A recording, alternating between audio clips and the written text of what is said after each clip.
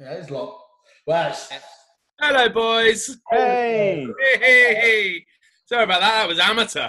I've done enough of these by now. It's like, we'll start again. Hello! Hey! So just to clarify, we're not actually currently live anywhere, are we? We don't know.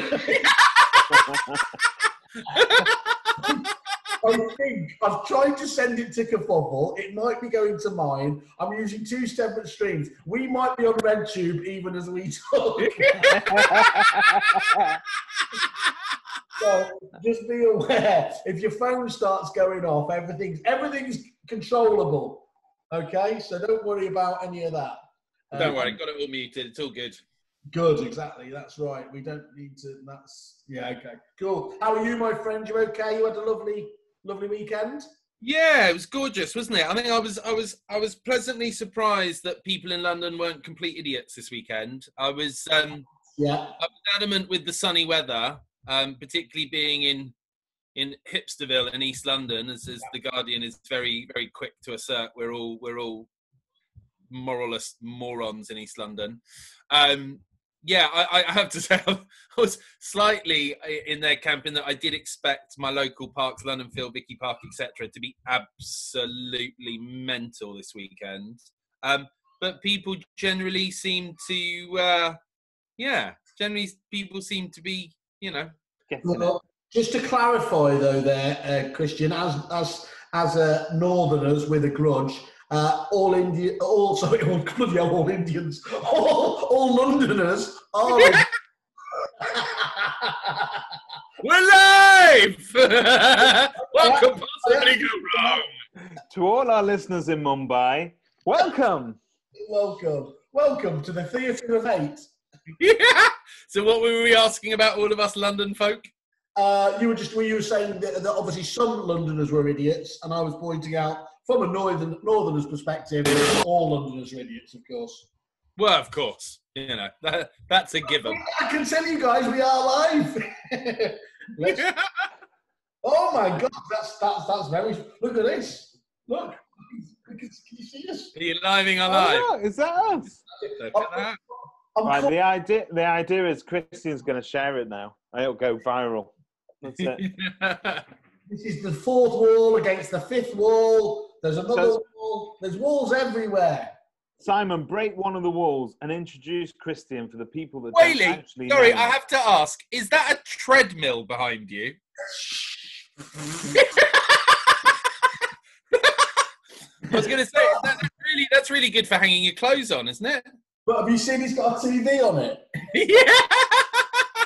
So obviously, just to give a bit of background on this, obviously, I think I'll admit I was getting a bit porky. 19 stone was okay for a strapping 6-footer, but it was getting a bit beyond for me. A bit porky. Thank you, David. So I did what I always do with any project, and I suspect you might be the same. I always try and find technology that I need first. A really expensive gadget that you... That is the motivator, the expensive gadget that will sit forever in the corner of that room. Yeah, by the way, this is comedy value. Look, watching it on here, the quality of the stream is up there with the room. Right, we've got work to do. I lost you there for a second, boys. I've got you back. You froze for me. That's everywhere. Let me get rid of that. I'm going to shut that down. It's taking our precious bandwidth and we don't need that.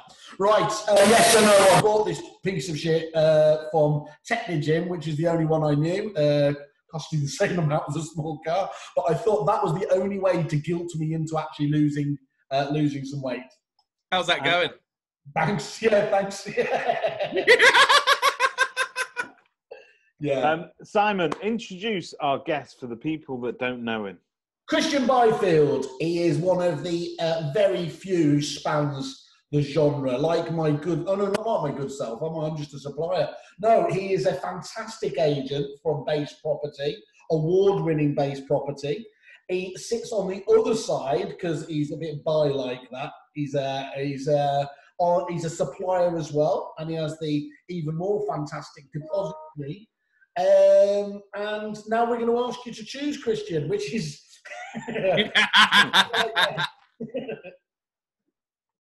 Oh, agent through and through, mate. At the end of the day, got to be. And I think it's really exciting times as an agent right now. Yeah. Terrifying. Don't get me wrong. For a lot of agents out there, utterly fucking terrifying. But yeah. I mean, I put a little sort of thread of tweets out last night. I saw that.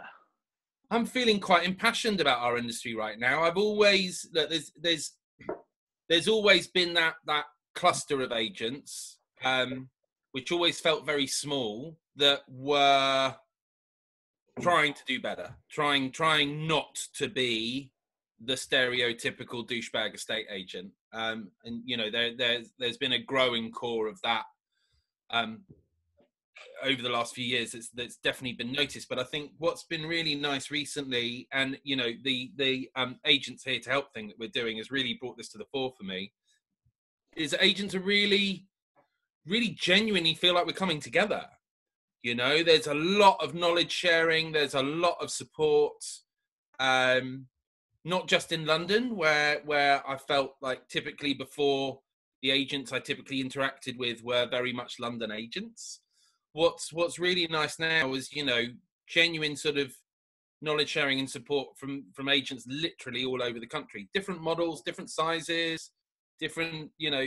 And in your opinion, do you think this is a fundamental shift that is going to stay with us? Or I really hope so. I really hope so. I think, you know, I think when you there's been quite a lot of people who commentate about real estate as a global industry, the likes of Peter and Josh and so on and so forth. You know, and I think one of the things they've always alluded to is in America and Oz, there is this big realtor network. Yes, it's primarily driven because you've got several massive brands in those countries that a lot of agents operate under. But yeah, I mean, there seems to be more togetherness from that, and I think that's always one of the things I've taken away from those about the UK real estate market is we are incredibly fragmented. We're pretty much structured in the opposite way to those. We're 80% independents, 20% corporate, or thereabouts, depending what stats and figures you look at. But I think we're finally breaking out from that really insular thing of, oh, I'm a single branch agent wherever I am. I'm on my own. This is all on me. You know, unless I want to pay and go to an event or pay and go to a course. But short of being a member of Property Mark or the Guild or RAN or, you know, or any of these member networks, they're, you know, and obviously you've got your industry events and industry awards, but, you know, again, a lot of those you would see the same faces. Yeah. I think what for me has been really nice is, you know, I've spoken to so many agents in the last 2 to 3 weeks that I've never spoken to before. Of all different shapes and sizes, from startups to sort of mid-range companies, and I don't know, just generally the feeling seems to be the same. Like I said, like we all seem to be feeling the same thing, which is right now is fucking scary. You know, it is. There's no getting around that, and they're business-wise, there are going to be casualties through this. You know, that unfortunately is par for the course, but. What I'm hearing generally is an increasing excitement about what that will lead to and what we're coming out of this into. Yeah. And I think that's nice. I think when I compare the feeling to back in 2008, which obviously, you know, that was an outright sort of financially driven recession, obviously, and not the pandemic crisis that we're dealing with now, but. I felt like that when that happened, everything went super insular. You know, we all locked down. It was each man for himself. Oh my God, no one wanted to admit how hard it was. No one wanted to admit how scary it was. No one wanted to admit they didn't have the answers, or God forbid, be willing to share an answer with fear of it being ridiculed. And I think, you know, you look at that and you compare now, and polar opposites in attitude, and I think that's really exciting. And this poses new challenges for suppliers that they've never seen before, because I think there's an unprecedented amount of communication between the agents. And I think with certain suppliers, and certainly you can see that with the Rightmove situation, Who? that's... Sorry? Well, we're going to come to that in a minute. I actually started to research your guest appearance on the show today. And as you know, I've often described your open letters that you've written on behalf of our organisation as almost romantic, because they absolutely are. I don't know anybody that has shouted from the rooftops as loudly as you have, with so much passion about all that is good about this industry, way before the pandemic even reared its head. And whilst doing my research, because obviously I wanted to ask you about the Rightmove situation, because famously you've come away from them. But it's interesting because Rightmove last week issued a small update, which was that they were finally allowing virtual tours on the mobile app. And whilst doing so, I came across an article from a certain Kristjan Byfield written in May 2018. And basically a leading agent calling on all major portals, Rightmove, Zoopla, and On the Market, to feature virtual viewings content more prominently on their platforms. And you were saying that back in 2018, way ahead of any kind of lockdown. There's really no excuse for them not bringing that functionality out till now. Well, I wrote that letter because I'd already been talking to them directly from like at least a year, if not 2 years before that. You know, saying, look, guys, come on. You know, at the end of the day, the portals, when it comes to easy to say, technological innovation that us as agents might adapt. When it comes to consumer-facing stuff, you know, to a certain extent, the portals can be the gatekeepers with that. So, you know, there's an array of agents now who have been using virtual tours, be it Matterport, iSpy 360, Giraffe, or any of the other sort of myriad of smaller operators in the space beneath those sort of three titans, I would say. But the bottom line is, no matter how hard we try, that, you know, the portals fundamentally, you know, put our properties in front of our applicants. That's the long and the short of it. And whilst we continue to work in a portal managed space, that remains the same.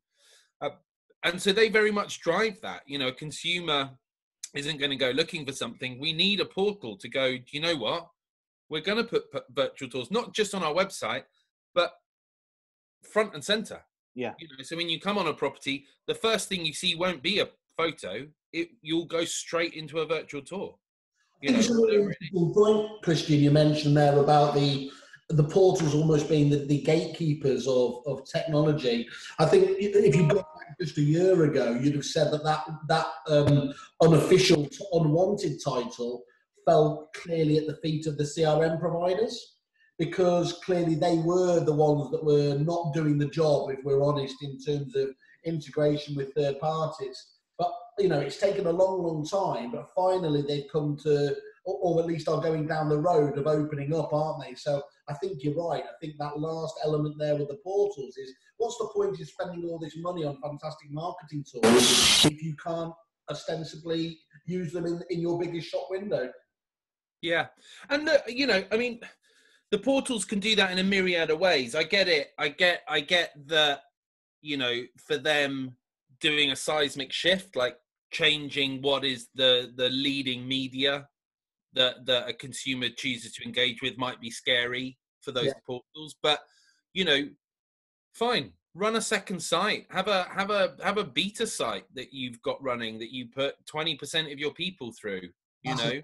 Target a younger demographic. I don't know, you know, not that I'm per se saying that a younger demographic is always going to transition, but typically they will be more tech savvy, more tech adaptive.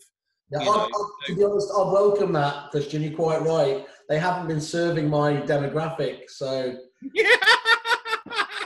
Mate, no one serves your demographic. Really down with the kids. Kristjan, you've obviously taken that brave move of coming away from Rightmove, and you've written a very, probably one of the best letters and articles written about that subject and why Rightmove in their behaviour and relationship with the agents, why that became a bit of a sort of toxic and abusive relationship. Do you think it's possible? I know you've kind of you've hitched your wagon to Zoopla because they continue to deliver results for you. But can you see a day and age where agents would be strong enough or had enough faith in, say, social media advertising to completely step away from portals? Do you know, it's an interesting discussion. I've got to say, I'm not per se anti-portal, not remotely.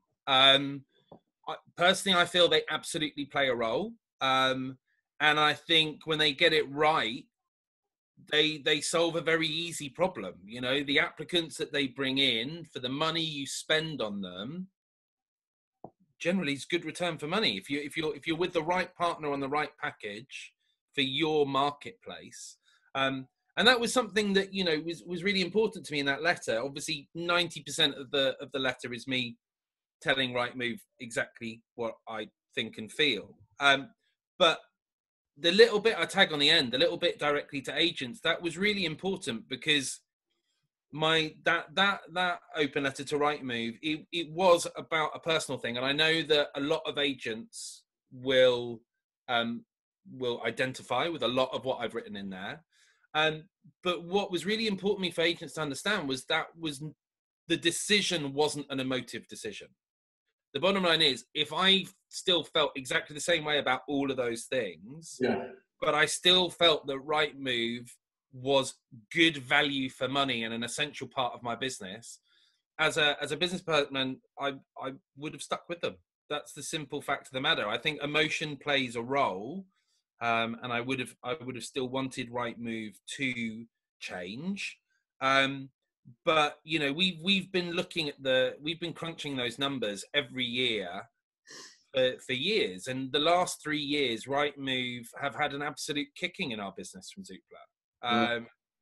You know, and I'm you know, I'm also of the mindset that portals are great, but they're also just funnels, right? They don't create new applicants. They don't make someone want to move rental property or make someone want to buy a property. That person makes that decision and then goes looking for that property. So I don't care if we have one portal or 20 portals, as long as the business stacks. I mean, I'm more of the thinking that actually I prefer a smaller marketplace in terms of portals, because I think otherwise for consumers it gets a bit disseminated, and also you then lose some intrinsic value of what those portals have by having a good sort of consumer base regularly visiting them.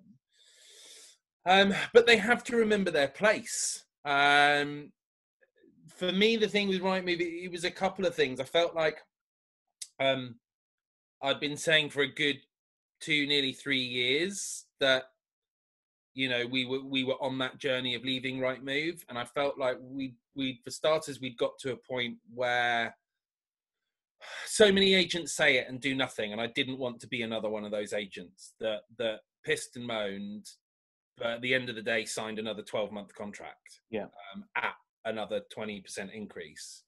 And so I felt like I personally, and as a business, I felt like we'd sort of got to a point where we were sort of put up or shut up stage. So, you know, that was an important part of it.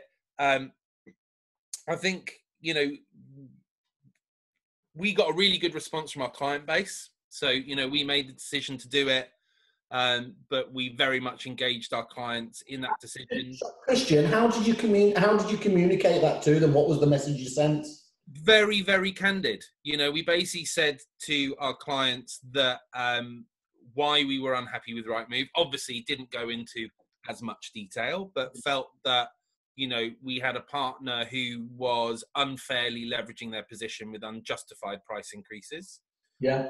And that we felt that for us, they were, you know, more than double Zoopla in terms of cost. But Zoopla accounted for 60% on the two portals, because we don't do on the market.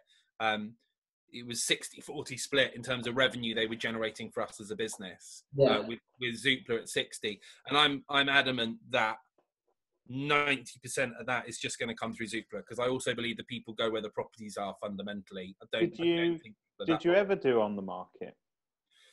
No. It never quite sat right with me. Look, I think for agents, you're running a business, you absolutely need to monitor and manage your cost base. You absolutely need to be looking at that. For me, on the market lost me very early doors because it was too focused on the agents. It was all about, it was all about, we're just going to deliver a cheap portal. And for me, it's not about cheap, it's about value.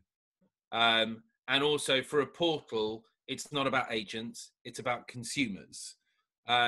So, you know, that very early idea of, okay, we're going to release a portal that is affordable, whatever that means. Okay, great. For me, that's a very quick tick in the box. And I think if you look at Sam and the guys at Home Search, where they're pivoting, and I think they very quickly ticked that box, because they've gone, this is our launch price. If you come in early doors, this is the price you get.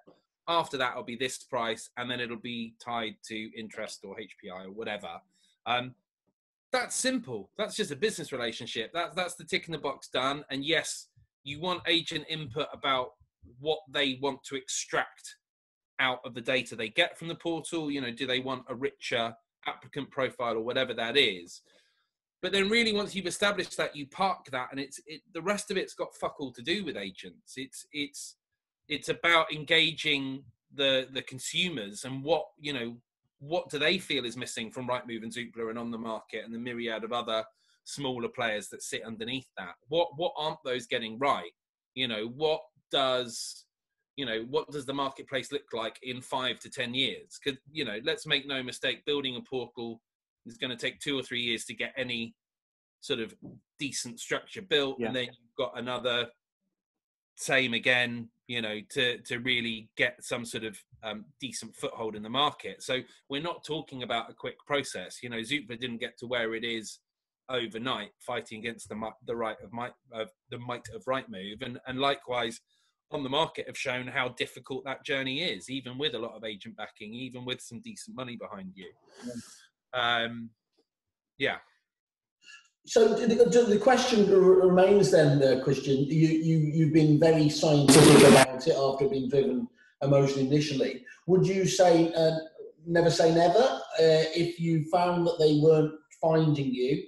At what point does that, you know, you mentioned there hopefully 90% find you. Let's say it stays at 60% or indeed starts to drop. Would you still just treat it with the same level of sort of ROI statistics and make it absolutely there? Yeah. Okay. Fundamentally, I run a business, and I feel very strongly I have a duty of care to my clients.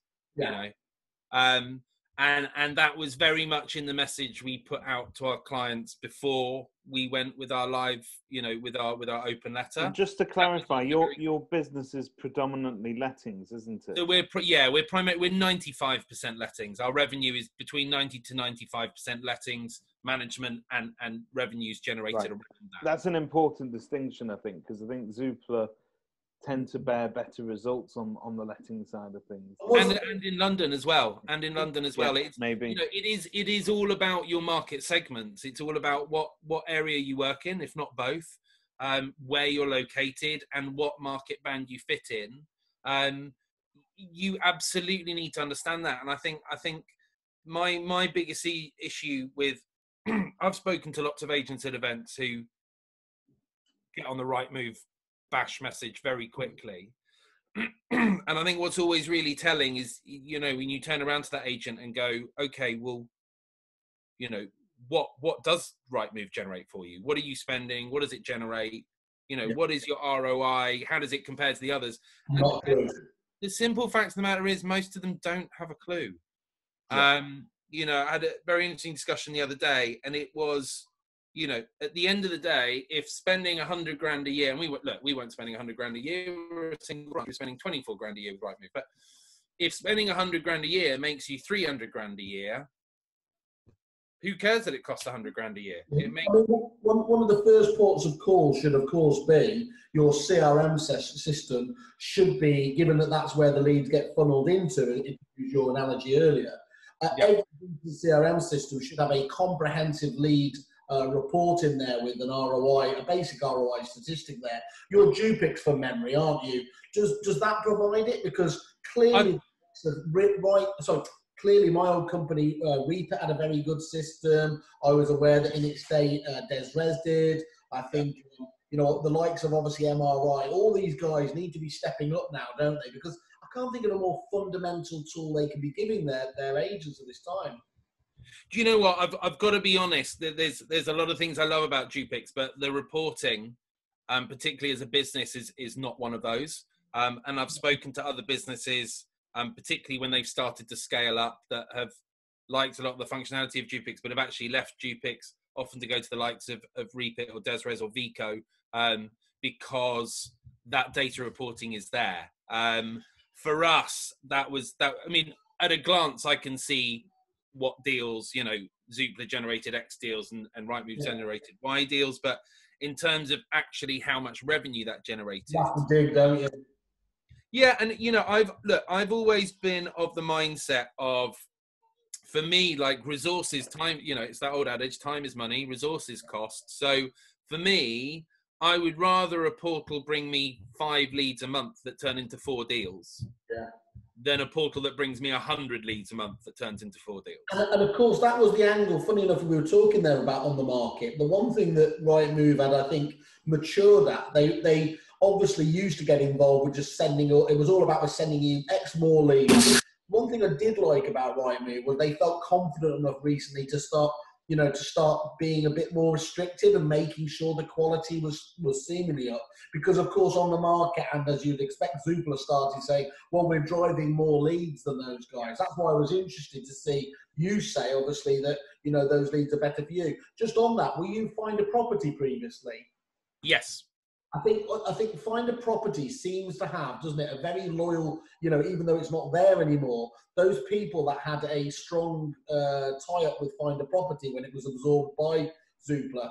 That was very much geographical as well. So you always found, I think the last time I worked in London property market was 2004. And back then, Find a Property was almost unheard of in the Northwest. Yeah. But in London, it was amazing. Everything in London. Yeah, it was massive. So Rightmove had a really strong following everywhere else, but Find a Property, London belonged very much to Find a Property. That then became Zoopla, didn't it?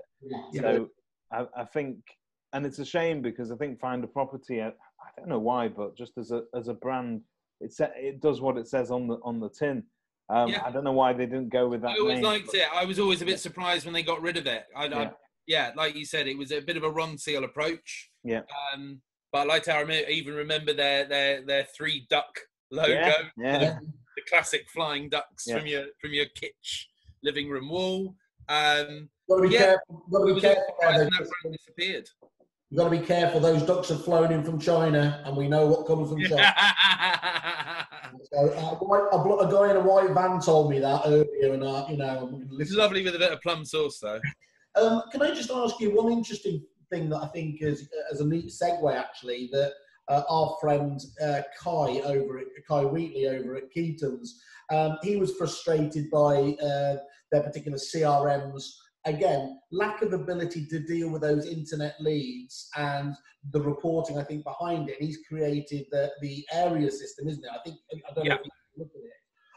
I think that's an interesting aside. Maybe we can touch on later again. But the thing I find particularly interesting is that you are what I would describe as the next wave of prop tech. So what we saw originally was, first of all, but maybe even the third wave, you know, Repit by definition was really an original, you know, one of the original prop techs with people like Encore, Solex and everyone else there. Your second wave, of course, was where it got, you know, really fragmented with all the investment, much more appy based, wasn't it, with the good lords? Yeah. And let's face it, a lot of those were very much ivory tower businesses, you know, didn't really get the business, were great technically, but, you know, as many failed as they succeeded. But what I think is fascinating, is that the people that have grown frustrated with both of those previous, releases, the old tried and tested but not very innovative, the new guys that just are fragmented and Jenga style, don't fit into your business. But you've got out there and said, and I think this is where, if I'm right, the depository came from. You looked at your business, and you do this regularly, figured out what wasn't working, and you said, actually, guys, we do have the ability now to get to solve this problem ourselves. Now, finding the right partner is critical, which you obviously did with your developers. But you are seeing now a lot of this starting to happen, aren't you? With the likes of Kai and Area, you've got your good self there, and anyone else. Lots of other businesses. We had your friend Oliver on the other day, didn't they, who was doing it, the vlogs. I think that, for me, is the most exciting new area of PropTech, because when I came down, you were kind enough to invite me down because of my expertise in lettings and to look at the depository's release. And I was genuinely blown away, because what we were looking at there was not a beta. It wasn't a minimum viable product, albeit I know you'll be saying there's loads of stuff to do and everything else there. It was tried, tested, and in the furnace of your own business. And I think that for agents is just such a lovely thing to have, that due diligence that an existing business has been there before. Yeah, so I think two interesting things come out of that. I think, first of all, part of it, like you said, there's been a lot of stuff come out that housing property is a massive marketplace that impacts everyone. We're not talking about some luxury market that affects a tiny percentage of our population. We're talking about something everyone needs. Everyone's got an opinion on it. The consumer experience, or rather lack of consumer experience, has been a core focus of particularly the media on our industry for a long time. So I think, look, the techno innovation wave was always probably initially going to be consumer led. I think the frustration I had is that I've seen a hell of a lot of products over the last 10 years, particularly over the last 5. And I think one thing that staggered me, and particularly with some of them, given the amount of money they had raised and got invested into platforms, was the amount of products that were put in front of me with big 6, if not 7-figure investments already spent, that were then, put in front of me. And it was like, right, how many agents have you spoken to on this? Because that is not how agency works. Yeah. And the response was, oh, well, we've not spoken to any agents. Like, we're here to transform this process. We're not even sure if we want agents in that process. But hold on, you're here selling your product to agents. Yeah. And for me, I found that just bewildering. Like, just purely from a business investment point of view, that you're going to plow in serious money and literally you've not taken any steps to actually understand what it is you're trying to reinvent, what it is you're trying to disrupt. You just very simply look at the consumer experience, which fundamentally is very naive, whether it's lettings or sales. Consumers don't understand 98% of what is the nuts and bolts of that. Kristjan, I've been around this industry now going on almost 3 decades. I don't understand the first fucking thing you lot do. Yeah. But I think it's look, we've learned a lot along the way. We try to educate a lot of our clients, and we've had it several times, many times over the nearly 16 years we've been going as an agency. Where we've had landlords go, God, I thought the lion's share of the work was actually doing a let, and we're like, no, finding someone to take your property, that's the easy bit. And it's the same in sales. Finding someone who wants to buy your property, that's the easy bit. That's why with all these onliners, we were like, oh, you think it's easy to come in and find a buyer? Finding the buyer, finding the tenant, that's not the problem. It's everything that goes on around that, and it's managing that customer relationship going forward. So yeah, look, I found that staggering. I think it's great to see products coming out by current and former agents who really understand the space, understand the technicalities, understand the burden on agents, and and the requirement of operations and due diligence and regulation and compliance and stuff. So that's tell us from a sort of a supplier's point of view in terms of the depository, for people that aren't familiar, who is it that you help? What is it that you offer them? Okay, so as Simon touched on earlier, you know, one of the things we do as a company is we every year we sit down and we basically pick apart the whole business, we primarily look at two key areas. So one is we look at job satisfaction. So I sit down with my staff, and what I really want them to tell me is what they don't like about their day-to-day job. Whether it's repetitive, whether it's low value, whether it's confusing, whether it's overwhelming, whatever it is, we try to understand that from an employee perspective to see if there's something there that can be solved. And then the other thing I look for my staff to help me with is consumer behavior. So do we see patterns? And typically what we're looking for is, most often what comes out of that is actually questions. So are we being repeatedly asked a similar question via demographic? Because if so, that tells us that we're not educating those people. They shouldn't have to come to us with a question. There's something in that process that isn't clean enough. And this isn't doing anything like, you know, a techie business would say, and we used AI to interpret those results. This is just you sitting down, as any business could do, round tabling it and asking their opinions. This is leveraging the biggest asset in our business, our staff. You know, this is giving them a voice in the business, giving them buy-in. The happier my staff are, the harder they'll work, the better the job they'll do, you know, and that's evident for us.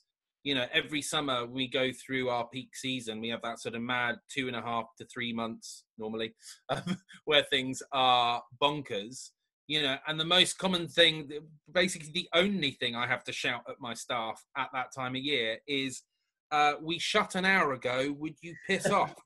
You know, and their response is, you're still here, we're still here, so, you know, we'll go when you go, you know, and that for me is, you know, even talking about it now, I get that funny tingly feeling. That's you know, dare I suggest that I happen to know that you have an annual jolly to Amsterdam that might be focusing their minds. Best boss ever. It might help. Who knows? But look, if I can just steer you back to the original question, which was So that's obviously how depository evolved, but what does it do? Who does it help? Okay, so what came out of that is we just, the end of tenancy process is just horrible. From notice through to refund, or you know, in the rare cases it goes to a dispute. It's just a no-win situation for agents. We identified that it's horrible. Most of what an agent does in that process is just chase people, and you're the nasty middleman who gets blamed for trying to rip a tenant off for unfair deductions or helping a landlord do something they shouldn't be doing, or whatever. So it's a massive burden with very little return. It's a totally thankless task. It comes at the end of a process when... Oh, you've gone. Oh, I can't hear him. He was getting to the money shot there. Kristjan. Whoa. Connection is unstable. Hold on. Have you got me back now? Yeah, we need to go back about 30 seconds. Okay. Okay, so we need to go back 2 months. So try not to repeat. So basically, look, we looked at the end of tenancy process. It's a massive admin burden for agents. It's an utterly thankless task. Agents often get, and I think a lot of the time, unfairly sort of blamed for some sort of Machiavellian collusion with their landlords to rip off tenants and steal money from them that they weren't justified to do so. And for the consumer, it's just a horrible freaking process. Like, you know, you talk to most tenants and their lasting, enduring memory about renting is usually a bad one. And it's usually about that end of process where they don't know what's going on. They're waiting to get ripped off, and they're probably going to have to wait much longer than they should do to get their money back. So that was really what we looked at, and we felt like tech is the perfect partner to solve those two problems. What agents do in that process, 80% of what an agent does in that process is just chasing. There's no value in that. You chase a tenant to book in their clean, to book in their checkout. You chase the report. You chase the landlord proposal of deductions. You chase the tenant response. Chasing. There's one thing tech is really good at, it's chasing people. So let's take agents out of that. Let's get rid of all that zero value task, and let's free up agents so that you're just there when you're needed. So your product, does that work together with all the different deposit registration schemes? Yeah. No, so for now we are exclusively a TDS partner product, and the simple reason for that being, and the journey to get here definitely validated that, is because it's a heavily regulated space. We made that decision early doors that if we tried to launch a whole market product from day one and tried to get across the line with all the schemes, we would have spent an eternity just trying to keep them all happy. Yeah. And they wouldn't have wanted one to launch before the other, etc., etc. I can say this, Kristjan, but you can't. Is, to be honest, you've been overwhelmed by the amount of people joining anyway, haven't you? So onboarding these people is a challenge at the best of times. You don't need to add a whole new pot of clients on board. Is the simple answer. No, exactly, and that gave us the ability to to focus on that. Our ambition is to be whole market, and we have had light discussions with other deposit schemes, with other deposit alternatives. We much like in the CRM space, I do not want to dictate how I feel an agency should operate. We want to help transform this process. We want to remove all the crap for agents, all the thankless stuff, and hopefully deliver a better consumer experience. And the testing that we've done in the last sort of year and a half very much yields that back. Our consumer feedback on the transparency and the sort of legitimacy that we bring to the end of tenancy process, we're getting even better results than we hoped. So that's awesome. Yeah, I've slightly lost my point mid-sentence. Well, just on that, Kristjan, if you've got any statistics like that, I'd love you if you could share those with Kerfuffle offline or whatever else. We'll have to write those up. That'd be a really interesting one, to compare between what's happening before and afterwards, or what else is out there. That's the real money shot, isn't it? If we can get to that sort of stuff. Yeah, I mean, so far the consumer, the tenant feedback has actually been phenomenal. I think we set out with quite sort of reasonable expectations in that we accept the fact that it's a contentious process, and we sort of gone into this with the ambition of improving it, but also always accepting that it's going to be a little bit tough. So we'd sort of originally set ourselves a satisfaction target for tenants of around sort of 65%. We were like, if we can get sort of there within a year, we'll be happy. We're currently sitting at a 90% satisfaction rating from tenants. And the feedback we're getting is all on the key points that we wanted to get, which is they feel that for the first time they actually understand the process. There's transparency to the process. They feel the deductions process is legitimate, it's evidence-based and legitimate. And they feel, even if actually at the moment our average stats are only about 2 or 3 days quicker, that a tenant gets their money back at the moment than a manual process. But the tenants feel the process is a lot quicker. And we feel that is actually because of the transparency it brings.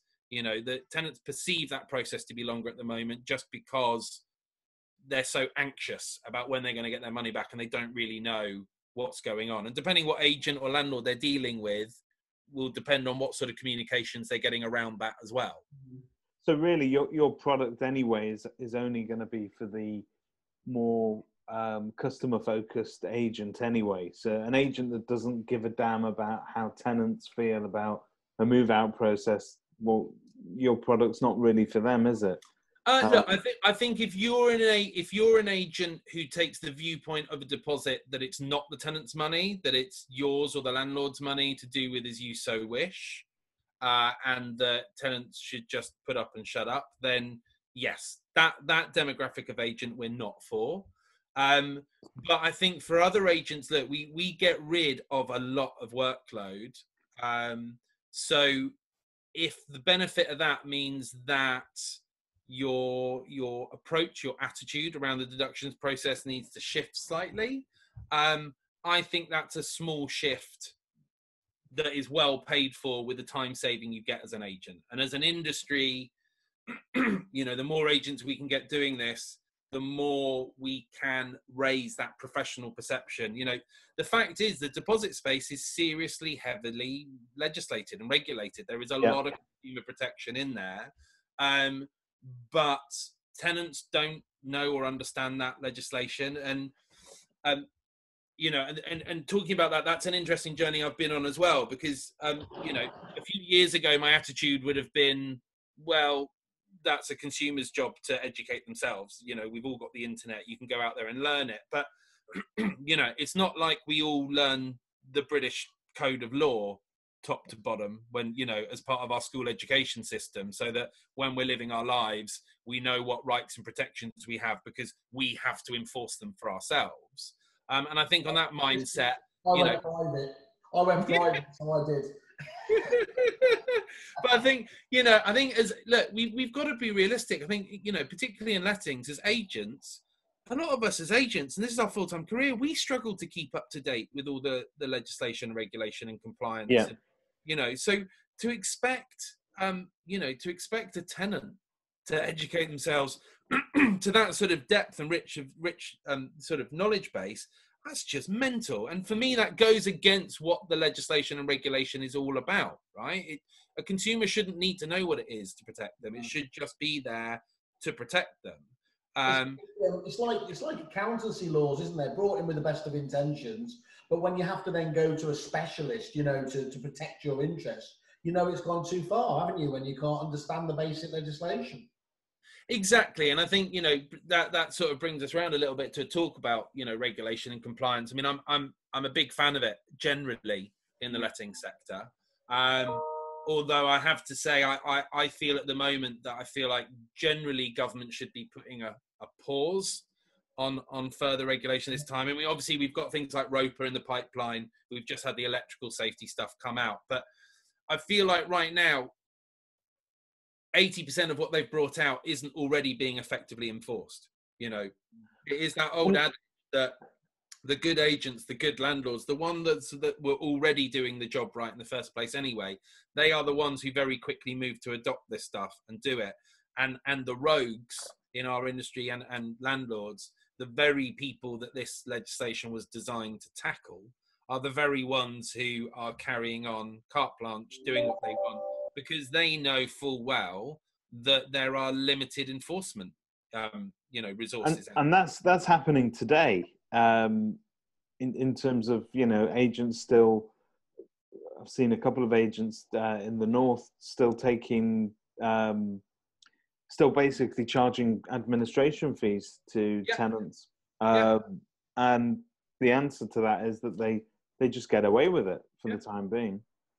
And it's not good enough. But do you therefore have faith that when ROPA finally sort of comes through, it's going to be led by the correct organisation, somebody that really has taken time to consult with the agents and to get their true consensus? I think hopefully, look, one thing will help if the fact that it's going to be a government mandated organisation rather than a voluntary organisation. No, I think one of the, you know, let's talk about Property Mark, for example. I think, you know, their ambitions very much are aligned with what ROPA hopes to achieve. And I'm not singling them out as different to other organisations trying to do similar things. But fundamentally, you're always going to have an issue when you've got a membership organisation that relies on those membership fees to keep operating as a practice. And so you're always, fundamentally, it's a business, right? Without members paying those fees, it can't operate. So you then come to this conundrum where, yes, they have criteria that you have to be, as you know, you have to meet as a member, and et cetera, but you have to be realistic and ask how strictly are they going to enforce those things if, following the letter of their own bylaws, whatever you want to call them, if that meant they had to cull 40% of their members, they couldn't do that. They cease to exist, and it's the end of a conversation. So in answer to your question, yes, I hope ROPA will, but, you know, and I've been saying this for years, the NTSEAT or whatever that really easy acronym is that rolls off your tongue. What was it? The government announced a few months ago very proudly that they, ring-fenced £2 million worth of funding. Yeah.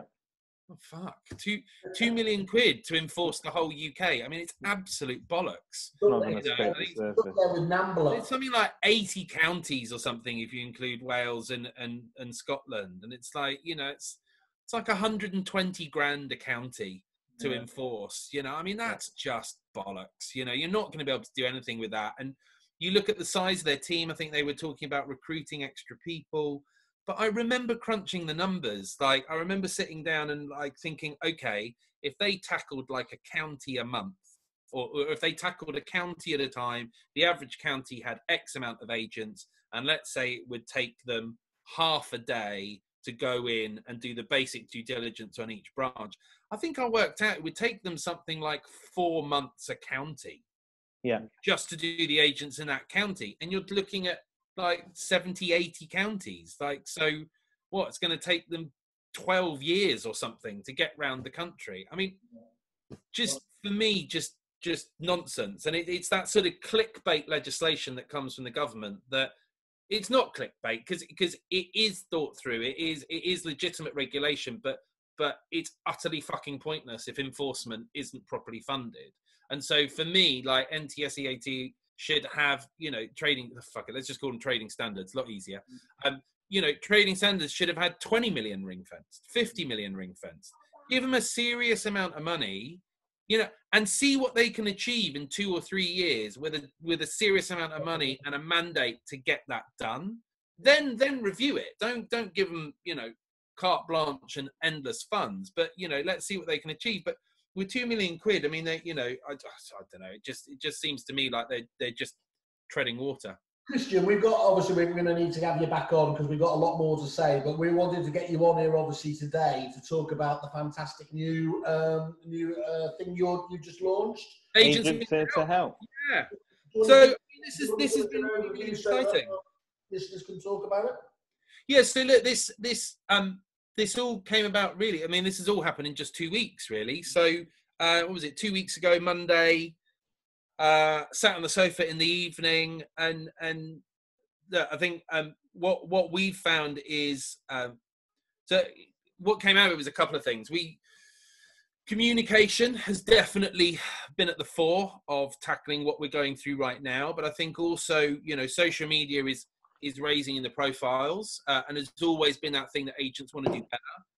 I think as single branch or small operations, social media is really challenging to get it all right all the time, to create that volume of content.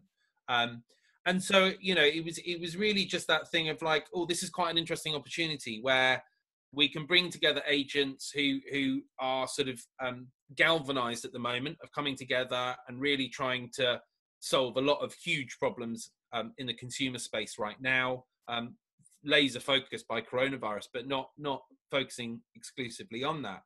And I think, the idea was literally, could we get a handful of agents to put their name in a hat to say, yeah, do you know what? I will do a monthly event. Describe that entire idea without using the words Live Aid once. Yeah. And so it was just one of those ones. And I was thinking, look, if we can get 10 or 20 agents on board and we can do a live event each a month, surely that there's got to be some value to that. It's got to help consumers. And so, stuck a post out on Facebook, admittedly tagged a ton of estate agent contacts on Facebook. It wasn't just a blank post, but the response has been phenomenal. I think within like 48 hours, we'd got 30 or 48 companies, primarily estate agents, going, yeah, love this idea. We've now got just shy of 130 businesses registered. Wow. We're closing in on 90 estate agents who've pledged to take part. We did our first events yesterday. I did one. I caught yours. It was very good. Very good. And our old pal Russell Quirk, that media shy creature that we rarely hear of or see from.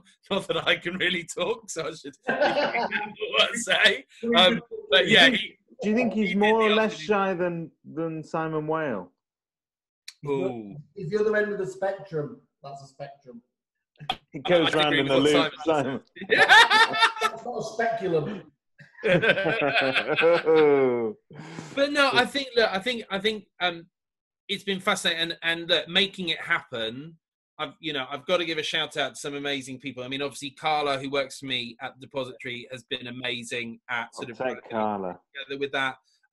Mal from Groshen has been incredible. I mean, he got in touch with Carla and I probably a day or two after we proposed the idea, and he was like, "I love it. What can I do to help?" And he's been incredible. He's really led the charge on that. He got straight onto registering domain names, setting up extra sites. He reached out to people to help us build a website. I mean, this is all stuff I was like, let's just keep it really simple. Let's just do some Facebook Live events, and so in sort of 2 weeks, this has almost turned into almost a business. I mean, there's no money being exchanged hands, but, we're hoping to have a website live by the end of this week. And Deb Franklin has got involved. She's helping us. Used to be at Andrews. She now is a tech consultant. She's helping us get some of the events booked in. So look, and Jane Gardner's been amazing, helping us pull together some social media imagery and content. Hang on a minute. This isn't the Oscars, Kristjan. Just so you know. I'd like to. My mom, my dad. But it is fantastic, and I can't think of a better. That is frozen on his face. That's a great moment to freeze. Look at that picture. Beautiful. Oh, Simon's. Oh, there he is. Hey, we're all back. There we go. Anyway, I was just going to say, I couldn't think of a nicer guy to kick it all off. So thank you, Mr. Geldof. You're doing a great job. Kristjan, I think in all honesty, the stuff I don't know how you bloody where you get the sleep from. You've obviously got a fantastic business. You've got the makings of a really, really strong tech company there, and then to do all this stuff on the side and any cause we throw at you, you always jump on board, whatever your fancy dress will be on the day. So it's hats off to you. Look, I've got to say, I'm going to have to nip off soon, but the one thing I would say is the reason a Depository is on the Kerfuffle website at the moment. And so do go on there, have a look at what people are saying about it, and obviously inquire if you'd like to know more about that. But the other thing is we're going to be adding in causes and charities on Kerfuffle over the next couple of weeks. So we'll get this obviously put up there and give it as much support as we possibly can do. We've also got a little video testimonial coming out this week from Ferndown Estates, who've been using it. Great agency.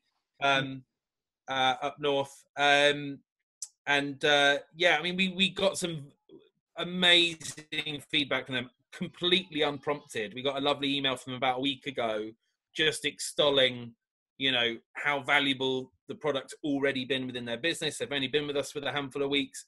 How well that facilitated this whole sort of remote working transition that we've all had to go through in these coming weeks. And it was so nice with everything that's going on right now. For them to take the time to send us that email was amazing. So we followed that up, and Dawn, their sort of property manager, got her on a web chat and had a really good chat. Some amazing feedback. So we're going to be sharing that later this week. Yeah, I think they're an award winner, aren't they? If I remember rightly, they won an award for the Guild. Yeah, they won a Guild. They're a Guild member. Ian Crampton, the guy behind it, really like him. Again, quite similar mindset to me about agency. Keep moving, keep evolving. Look at that consumer experience. Try and make your staff's job easier. Really willing to try and test stuff and do a lot of sharing. And again, Ian's been amazing. I mean, they've done several shout outs about us on social media already. To have an agent this early in our journey, being that much of an advocate of ours is amazing. So we're going to hopefully be sharing some of that later this week. Brilliant. Well, look, mate, awesome. Love you today. Thank you. Guys. Thank you for joining us. Thanks for your time today. Go and have a look on Facebook for the little bit that made it on there. I cut it off halfway through because there was a lot of interest, but it was getting a bit weird. Beware the live event. See you guys. Take care. Bye, Kristjan.